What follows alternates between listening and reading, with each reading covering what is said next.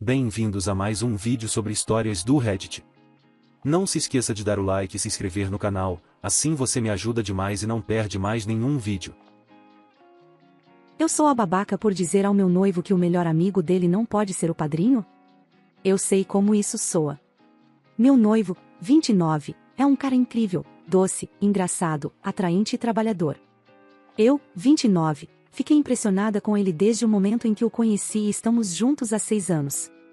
Somos dedicados um ao outro e estamos trabalhando para construir nossa vida juntos.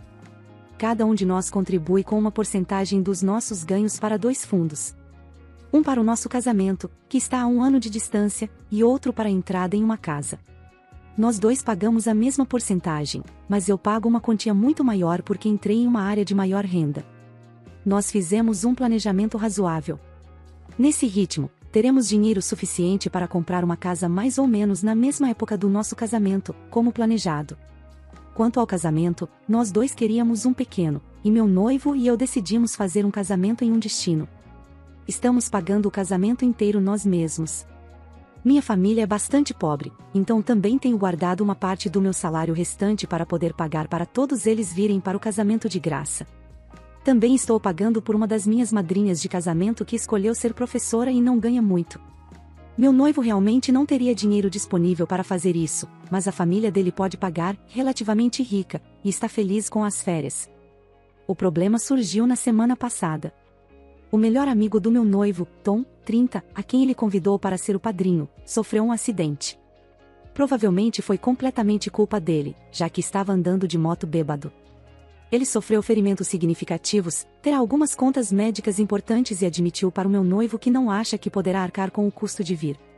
Meu noivo quer pagar por ele vários milhares de dólares e emprestar dinheiro para ajudar a cobrir suas despesas médicas. No entanto, especialmente com tudo isso acontecendo, meu noivo não tem e provavelmente não terá dinheiro para fazer nada disso. Eu poderia pagar por ambos, mas não quero.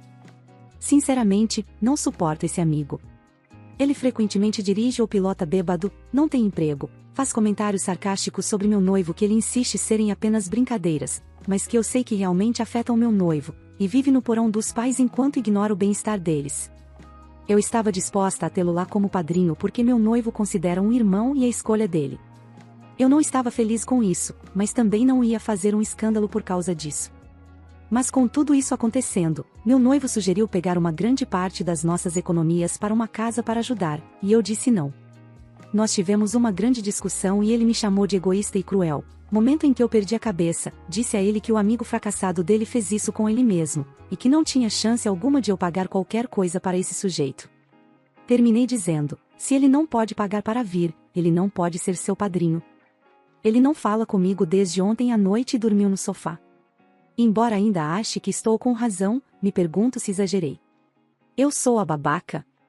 Edição apenas para esclarecer, eu não estou pagando pela maioria dos meus amigos. A maioria dos nossos amigos são jovens, sem filhos e com bons rendimentos, que viajam muito de qualquer forma. Escolhemos um casamento em um destino em parte porque 2 de nossos amigos próximos tiveram um lá ano passado.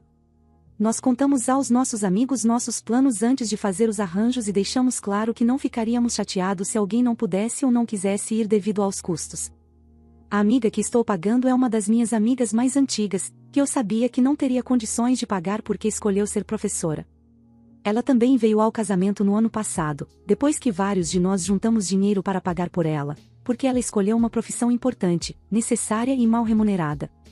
Como eu a queria como madrinha de casamento, eu disse claramente que pagaria por ela. O mesmo com a minha família, eles na maioria não têm muito dinheiro, então tenho guardado parte do meu salário, fora do que colocamos em contas compartilhadas, para pagar por eles. Se eu não estivesse gastando com eles, esse dinheiro iria para minha conta de aposentadoria. Eu posso fazer isso porque escolhi uma profissão mais estressante para garantir que eu teria dinheiro extra para coisas assim, e meus amigos e família não fizeram nada de errado. O amigo dele não merece nada de mim, além disso, não estou interessada em permitir o comportamento dele ao resgatá-lo e pagar por uma viagem gratuita. Na verdade, eu não estou pagando pela minha amiga ou pela minha família com dinheiro da conta conjunta.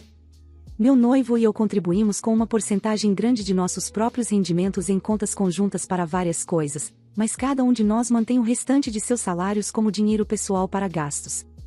Eu normalmente gasto o meu em pequenas coisas para mim, em coisas para nós, como nossas férias anuais, ou nos meus fundos de aposentadoria.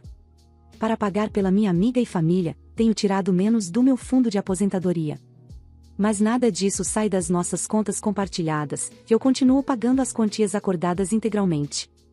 Para esclarecer, conversamos sobre tudo, especialmente expectativas financeiras, para garantir que estamos na mesma página. O pai do meu noivo é advogado de direito de família, e assim que ficou claro que estávamos nisso para o longo prazo, ele nos reuniu, discutiu conosco os problemas comuns que viu que acabaram com relacionamentos e nos deu conselhos para evitá-los. Seus conselhos envolvem principalmente comunicação aberta e estabelecimento de expectativas e limites cedo, especialmente em relação ao dinheiro. Portanto, quando nos formamos, conversamos sobre os caminhos de carreira que queríamos. Meu noivo decidiu que preferiria ter um emprego com menor remuneração, com horários normais, menos estresse e mais tempo fora do trabalho. Ele não estava preocupado em ajudar os pais dele mais tarde na vida, porque eles estão muito bem financeiramente.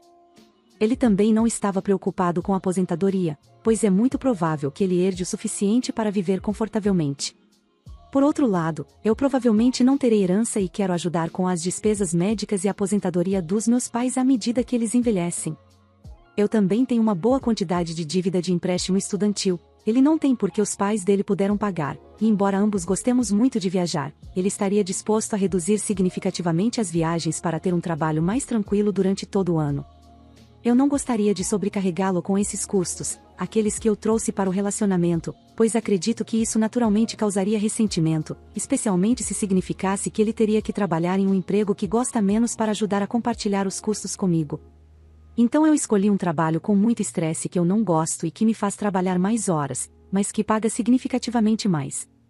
Concordamos que cada um deveria ser capaz de fazer essa escolha e decidimos que uma maneira justa de lidar com as finanças seria criar uma conta conjunta para despesas comuns, aluguel, contas, comida, entretenimento, roupas de trabalho. Seguindo a sugestão do pai dele, colocamos por escrito especificamente para quais fins o fundo poderia ser usado, concordamos que qualquer coisa fora dessa lista precisaria ser aprovada por ambos e que, se a conta fosse encerrada, receberíamos de volta o que colocamos e dividiríamos igualmente qualquer juro. Contribuímos com 35% de nossos rendimentos. Devido à diferença em nossos rendimentos, cerca de 80% do fundo vem do meu rendimento, o que acredito ser razoável, pois somos uma equipe, estamos construindo uma vida juntos e as dificuldades do meu trabalho inevitavelmente também afetam ele. Criamos outras contas conjuntas de poupança conforme necessário para novos projetos, cada uma da mesma forma, com um acordo por escrito sobre para o que elas podem ser usadas. Temos uma para a casa, contribuímos com 20% de nossos rendimentos, e uma para o casamento, contribuímos com 10%. Cada um fica com 35% restantes para gastos pessoais. Meu noivo não tem tanto dinheiro sobrando, ele tem uma parte retirada antes dos impostos para uma previdência e usa o resto para seu carro e alguns hobbies. No momento, ele voluntariamente reduziu sua carga horária porque o local de trabalho dele precisaria demitir pessoas se não tivessem voluntários devido à situação atual, e estamos em uma boa situação de outra forma, então ele praticamente não tem renda disponível. Eu tenho muito dinheiro, mas ele é gasto principalmente em férias anuais para nós, meus empréstimos estudantis, estou pagando o dobro do que é devido mensalmente para quitá-los, minha conta de aposentadoria, uma conta para as despesas futuras dos meus pais e pagamentos do meu carro. No momento, também está sendo usado para ajudar nos pagamentos do carro dele e em seus hobbies. Então sim, eu poderia cortar em certas coisas e ser capaz de pagar pelo amigo dele, mas isso afetaria outras coisas pelas quais trabalhei muito. Eu entendo que esse sistema não funcionaria para todos, mas funciona para nós, e definitivamente não estou abusando financeiramente do meu noivo. Atualização. Passaram um pouco mais de 2 meses desde a minha postagem original e muita coisa aconteceu. Nos dias seguintes àquela discussão, meu noivo e eu tivemos várias conversas sinceras. Nós dois pedimos desculpas pela forma como nos comportamos. Ele admitiu que o amigo dele havia feito coisas terríveis e, após refletir, que ele e o amigo não tinham um relacionamento saudável. Ele ama o cara, pois o amigo esteve ao seu lado em momentos difíceis, mas sabe que o tom precisa mudar. Pensei muito sobre vários comentários feitos na postagem original e tomei uma decisão difícil. Eu disse a ele que odiava a ideia de socorrer o Tom e nunca concordaria em ajudar com as despesas médicas dele, mas desde que o Tom fizesse algum esforço para mudar, eu pagaria para que ele viesse ao casamento com meus próprios fundos separados. Eu amo meu noivo mais do que tudo e não quero que nada prejudique o nosso casamento ou o início do nosso casamento. Resumindo, nos sentamos com os pais do Tom, que também estavam cansados dele e já tinham se recusado a ajudar com quaisquer contas, para discutir a melhor maneira de ajudá-lo. Todos concordamos, no final, que cobriríamos parte dos seus custos, nós, com o casamento, e os pais dele, com as contas médicas, mas somente se ele aceitasse a responsabilidade pelo que havia feito e atingisse algumas metas concretas para mudar, incluindo concluir com sucesso um programa em uma clínica de tratamento de internação para suas dependências. Os 4 de nós nos sentamos com ele para fazer essa oferta. Não vou entrar em detalhes, mas não foi bem. Meu noivo finalmente explodiu e disse a ele que esteve ao lado dele por anos de escolhas ruins, e que se o Tom não buscasse ajuda, ele não o queria como amigo, muito menos como padrinho. O Tom nos mandou catar coquinho. Não tínhamos visto nem ouvido falar dele desde então, e isso tem sido incrivelmente difícil para o meu noivo. Então, no último final de semana, meu noivo recebeu uma mensagem de texto do Tom. Não era longa, mas agradecia por tudo que ele havia feito pelo Tom, pedia desculpas por tudo e informava que estava a caminho de uma clínica de tratamento. Ele esperava poder estar ao lado do meu noivo em nosso casamento, como meu noivo sempre esteve ao lado dele. Meu noivo está tentando ser cauteloso, mas claramente significou muito para ele, e sei que ele acredita contra todas as chances de que o amigo se torne um homem melhor. Tenho minhas dúvidas, mas sabe de uma coisa? Eu também espero que ele se torne. Obrigada a todos que me deram conselhos, me deixaram sentir ouvida e me ajudaram a melhorar um pouco também. Eu, 30, sofri uma lesão na medula espinhal no ano passado que me deixou paralisado e minha esposa, 28, não tem mostrado interesse sexual em mim e não há intimidade. O que devo fazer? Minha esposa e eu estamos juntos há 7 anos e meio e costumávamos ter uma vida sexual bastante saudável. Desde que fiquei paralisado, ela não demonstra absolutamente nenhum interesse sexual em relação a mim. Ela me permite fazer coisas para ela, mas quando se trata de mim, ela não faz nada e também não tenta nada, sempre há alguma desculpa. Eu tentei falar com ela em várias ocasiões, às vezes ela simplesmente me ignora e sai andando, outras vezes ela diz, talvez, se eu estiver me sentindo disposta e não muito cansada, o que é compreensível, mas agora já faz quase 1 ano e meio desde que eu sequer tive um orgasmo ou fui tocado. Toda vez que tento fazer as coisas sozinho, ela fica brava comigo, o que me desestimula muito e ela considera isso traição.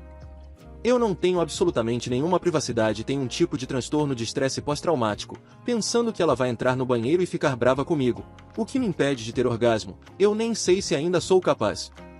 Ela faz muitas coisas para me ajudar de outras formas, mas eu não sinto mais que isso seja um relacionamento, parece mais uma situação de paciente e cuidador, mas ela também fica muito irritada facilmente. Estou sendo impaciente demais? Eu estou paralisado, mas ainda tenho necessidades e ainda sou humano, eu sinto como se enojasse agora. Então, preciso de conselhos, há alguma maneira de consertar as coisas? Meu relacionamento está morto agora? Estou vivendo em um mundo de fantasia esperando por algo que nunca acontecerá até que ela termine comigo e encontre alguém novo? Devo apenas sair? Estou pedindo demais? Não, não há outra pessoa, eu confio nela nesse aspecto. O que devo fazer? Parece que o amor está desaparecendo a cada dia. Sinto muito que você esteja passando por isso. Sou um paciente com lesão medular completa T10 a T12, 15 anos após a lesão. Esse é um problema muito comum nos relacionamentos após uma lesão. Na vida real, não vi nenhum relacionamento romântico sobreviver a uma lesão medular, e isso prejudica a maioria dos outros relacionamentos também. As pessoas passam a te enxergar de maneira diferente. Quero dizer isso em um nível subconsciente profundo, que eles nem mesmo entendem, ou talvez seja porque eles simplesmente não diriam isso em voz alta. Há preconceitos enraizados na sociedade em jogo aqui, sua posição na hierarquia social mudou. Gostamos de pensar nos humanos como algo mais do que apenas um animal. A verdade é que somos apenas animais com um sistema operacional complexo para atender às necessidades emocionais mais básicas para impulsionar a espécie para a frente. Como as pessoas te veem muda drasticamente após uma lesão medular. Dito isso, deixe-me fazer algumas perguntas. Qual é o nível da sua lesão? Quem está cuidando da maior parte dos seus cuidados? Até que eu saiba mais sobre você, não tenho muitos conselhos. E mesmo assim, não tenho respostas realmente boas, ou pelo menos nenhuma que você provavelmente queira ouvir. Você pode me enviar uma mensagem se quiser conversar sobre qualquer coisa ou podemos fazer uma videochamada ou uma ligação telefônica. Dicas, truques, desabafar ou compartilhar 15 anos de experiência. Eu sei em primeira mão o quão difícil tudo isso é. Entre em contato se quiser. Atualização. Uau, muitas respostas. Desculpe, não passei pela maioria delas. Estive meio deprimido ultimamente, então tenho me afastado de tudo, tentando manter minha mente longe de pensamentos ruins. Acho que decidi sair. Ela não é do tipo que faria terapia de casais e esse relacionamento está em declínio há alguns anos. Mesmo antes da minha lesão, havia muitos problemas sem comunicação da parte dela.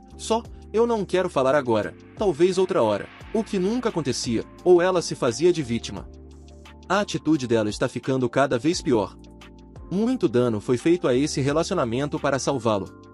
Para responder algumas perguntas que vi repetidas, não há esgotamento do cuidador, sou bastante independente, a única coisa que realmente preciso de ajuda é para usar um assento sanitário, fora isso, apenas para entrar e sair da cama, pois meu lado está encostado na parede, caso contrário, eu poderia fazer sozinho. Eu tenho assistentes pessoais que vêm à minha casa 7 dias por semana por períodos de 2 horas. O meu nível de lesão não é relevante, pois estou tentando não entrar em muitos detalhes, eu tenho o controle dos meus braços e da maior parte do meu torso superior, então sou independente nesse aspecto. Não, eu não acredito que estou sendo abusado, mas acredito que ela está tentando me controlar.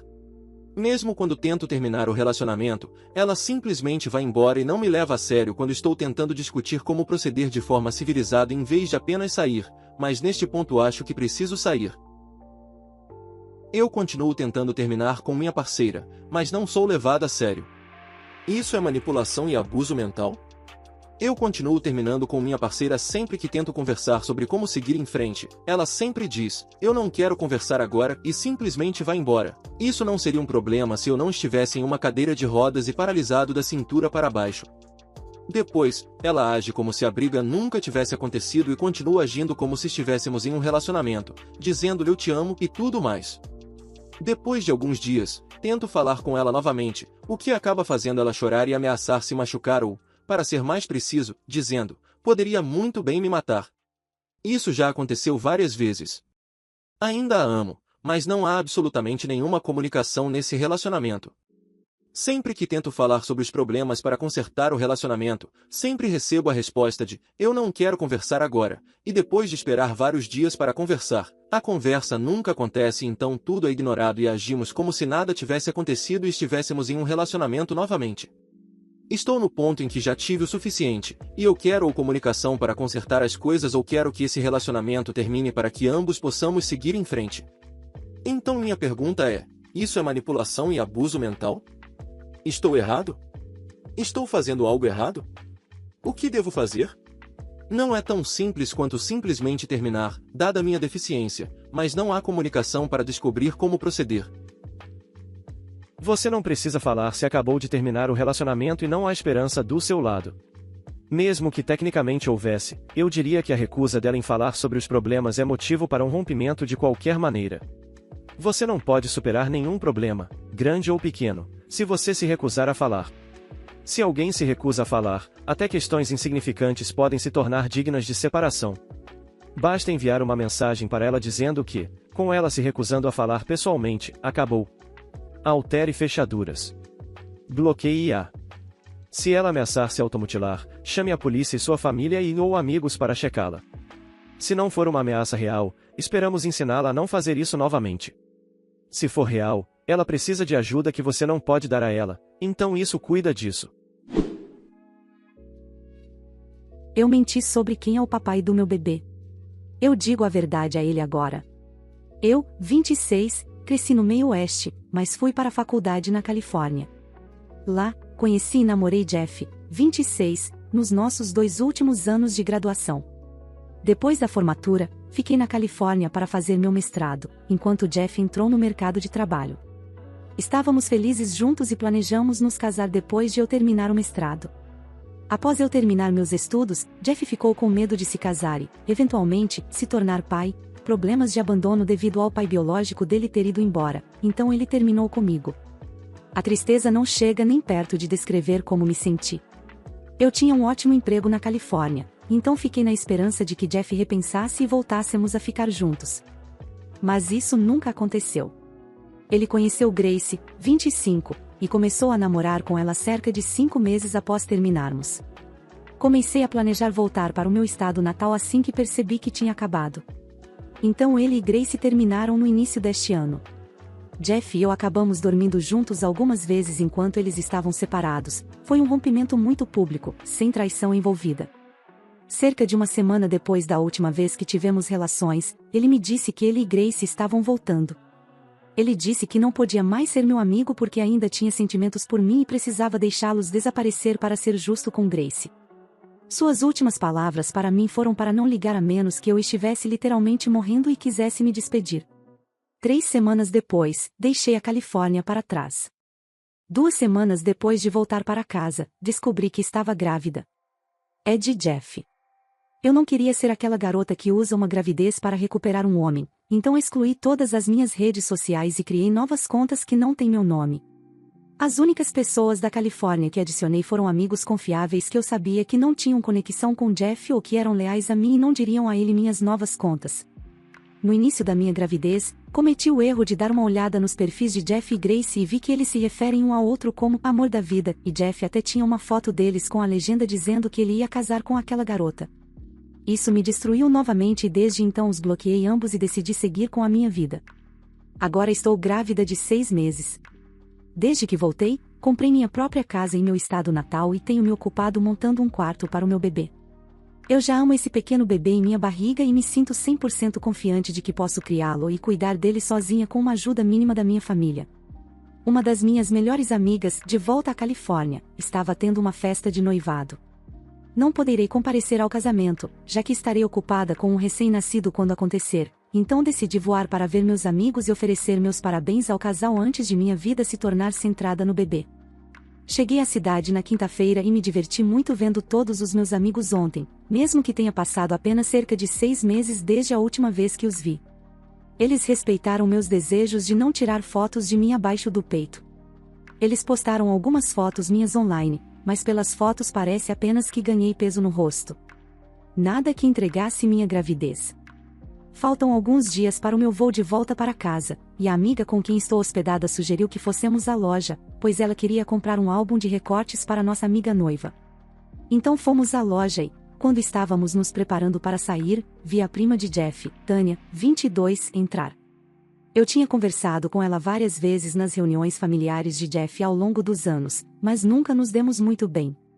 Ela sempre foi um pouco fofoqueira demais para eu gostar dela. Então, é claro, ela era a última pessoa que eu queria ver. A primeira coisa que ela fez foi anunciar em voz alta que eu estava grávida, como se todo mundo na loja não pudesse perceber apenas olhando para mim. Depois, ela começou a me questionar se Jeff sabia. Eu disse que não e que ele não precisa saber, pois não é dele. Isso era uma mentira, obviamente, mas eu não queria abrir uma lata de vermes. Tânia então me disse que, com o tamanho da minha barriga, eu estou adiantada na gravidez e perguntou como eu pude seguir em frente tão rapidamente. Eu disse a ela que Jeff e eu terminamos há muito tempo. Ela respondeu dizendo que todos sabem que estávamos nos envolvendo no início deste ano. Eu não sabia que isso era de conhecimento comum. Eu achei que Jeff teria mantido a boca fechada sobre isso. De qualquer forma, menti e disse a ela que já tinha um novo namorado e que eu estava grávida de 5 meses. Ela pareceu aceitar isso e me parabenizou de maneira estranha. Minha amiga e eu pagamos pelas coisas dela e saímos imediatamente depois disso. Orei para que fosse o fim disso.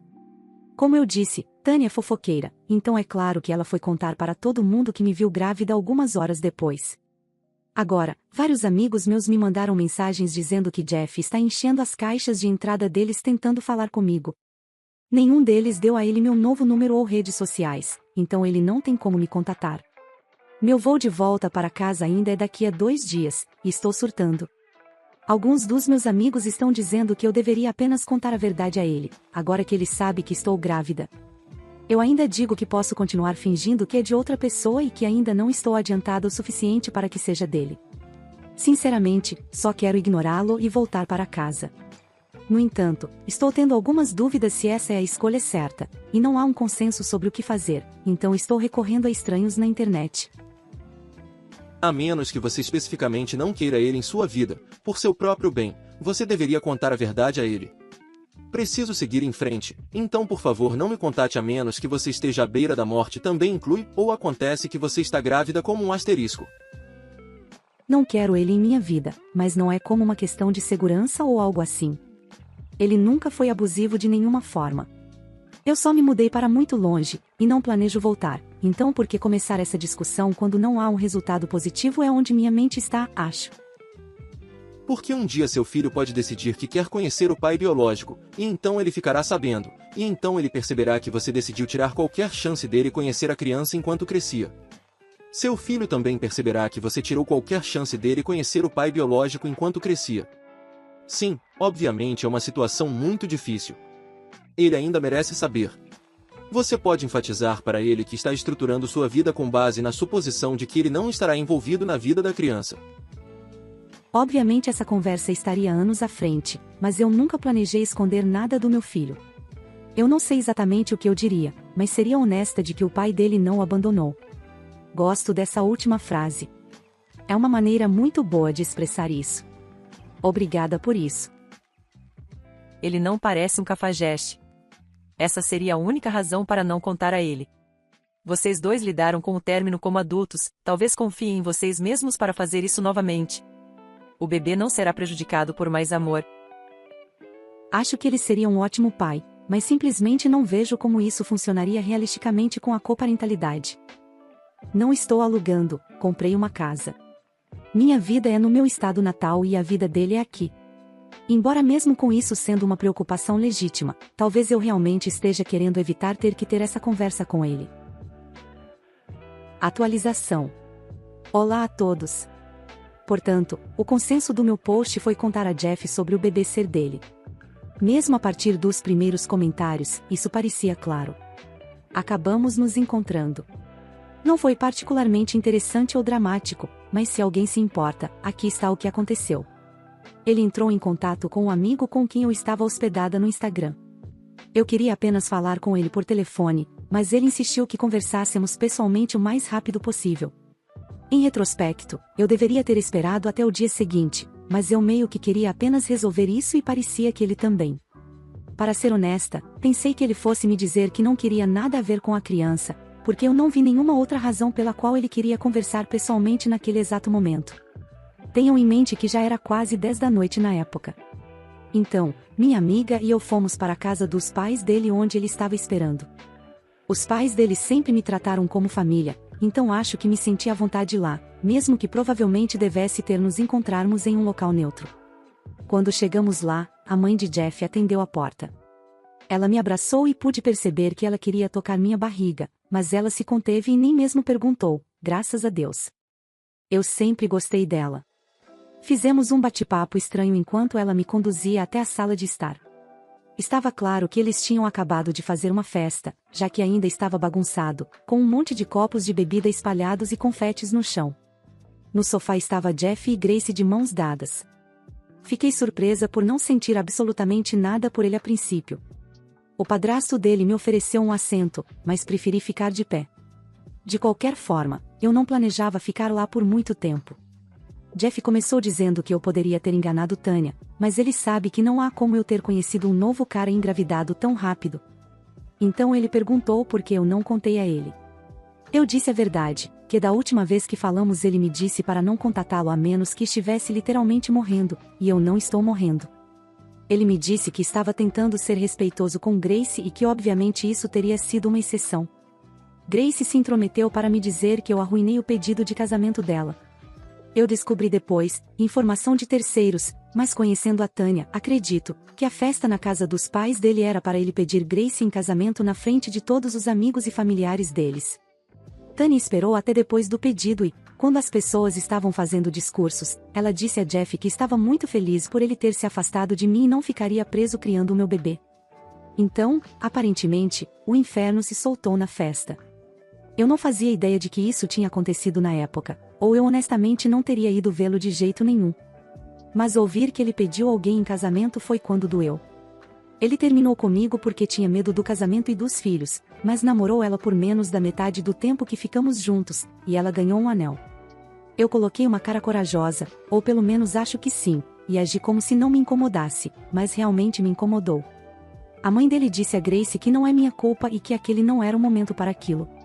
Então, Jeff me disse que, obviamente, não pode se mudar agora. Eu disse a ele que já me mudei e que estava na Califórnia apenas no fim de semana. Ele rebateu dizendo que eu tinha que voltar. Eu disse a ele que não faria isso. Ele disse que então ele não pode simplesmente ir embora. Nesse ponto, eu fiquei frustrada e disse a ele que já tinha saído meses atrás. Meu trabalho é no meu estado natal. Eu comprei uma casa. Todas as minhas consultas médicas foram lá. Eu já estabeleci residência lá há muito tempo. A Califórnia não é mais minha casa, e não é há meio ano.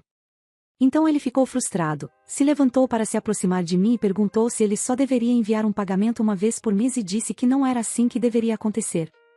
Eu realmente não sabia o que ele queria dizer com essa segunda parte, porque ele acabará de descobrir que eu estava grávida algumas horas antes, mas presumi que ele estivesse falando sobre os planos de vida dele. Eu me forcei a me acalmar e tentar ser empática. Eu disse a ele que, se ele estava preocupado com isso atrapalhando seus planos para o futuro, ele não tinha com o que se preocupar. Eu não quero ou preciso de nada dele. Eu planejei tudo, desde finanças até cuidados com a criança quando eu voltar ao trabalho, até mesmo configurando o fundo da faculdade do meu bebê. Está tudo cuidado. Ele realmente não disse nada. Eu não sabia se ele estava pensando ou apenas aliviado por eu ter tudo sob controle. Eu disse a ele que ele ainda pode se casar com Grace e ter sua própria família um dia. Eu prometi que não o incomodaria ou culparia por nada. Meu bebê será amado e cuidado. Jeff ficou com os olhos marejados e me disse que eu sei como ele se sente sobre isso. Ele se referia ao momento em que terminou comigo e disse que não queria ser pai porque não achava que seria bom nisso. Ele também tem problemas de abandono por causa de seu pai biológico que o abandonou, seus irmãos e sua mãe quando ele tinha 6 anos. Eu disse a Jeff que ele não é seu pai biológico. Que ele é melhor do que ele sempre será. A mãe dele começou a chorar nesse momento, acho que por ver como o abandono de seu pai ainda o afeta até hoje. Eu prometi a Jeff que não deixaria meu bebê pensar que ele foi um pai ausente. Serei honesta que nós simplesmente não estávamos destinados a ficar juntos e moramos a milhares de quilômetros de distância. Ele me disse que não pode simplesmente não estar na vida do filho dele e que eu não entendo o que isso poderia fazer com eles. Ele perguntou se poderíamos por favor apenas encontrar alguma solução juntos. Perguntei a ele o que ele realisticamente esperava que fosse uma solução. Porque eu não vou voltar para a Califórnia, e duvido muito que ele e Grace queiram empacotar suas coisas e se mudar tão longe de suas próprias famílias e amigos. Eu disse que não vou mandar meu filho de avião a cada poucos meses, porque é demais. Jeff não disse nada a isso, então eu disse a ele que talvez isso possa ser uma opção quando ele for mais velho e tiver mais independência, mas agora não está acontecendo. Os olhos de Jeff se iluminaram e ele perguntou: é um menino? Eu tinha sido cuidadosa para não revelar o gênero até então, mas errei aí. Acenei com a cabeça e ele perguntou nervosamente se podia sentir o bebê. Antes mesmo de eu poder responder, Grace soltou um grito alto e saiu correndo para a cozinha. Jeff se desculpou comigo e depois foi consolá-la. Sua mãe também se desculpou, pois ainda estava chorando.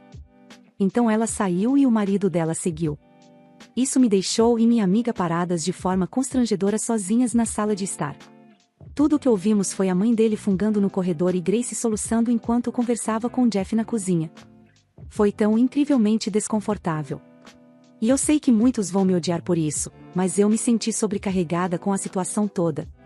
Talvez isso me faça ser patética, mas ter que ficar na sala onde uma festa acabou de ser realizada para comemorar o pedido de casamento de Jeff para outra mulher doeu muito. Então eu fui embora. Eu disse à minha amiga para sairmos daqui, e saímos quietamente. Acabamos ficando em um hotel, e consegui um voo de volta para casa mais cedo no domingo. Agora estou de volta em casa e focando novamente no quarto do bebê. Eu disse aos meus amigos que falei com Jeff e pedi desculpas se ele ainda tentar entrar em contato comigo por meio deles.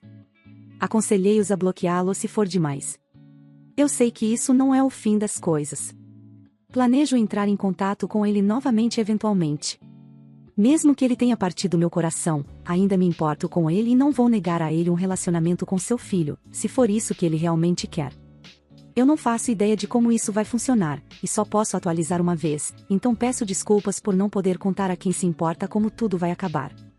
Obrigada pelos conselhos no meu último post. Mesmo que todos estivessem me rebaixando e rebaixando o próprio post, foi bom receber opiniões sem preconceitos. Muito obrigado por assistir, comente sobre as histórias e dê like se gostou. Se inscreva no canal e ajude na meta de 16 mil inscritos. Uma boa tarde pessoal.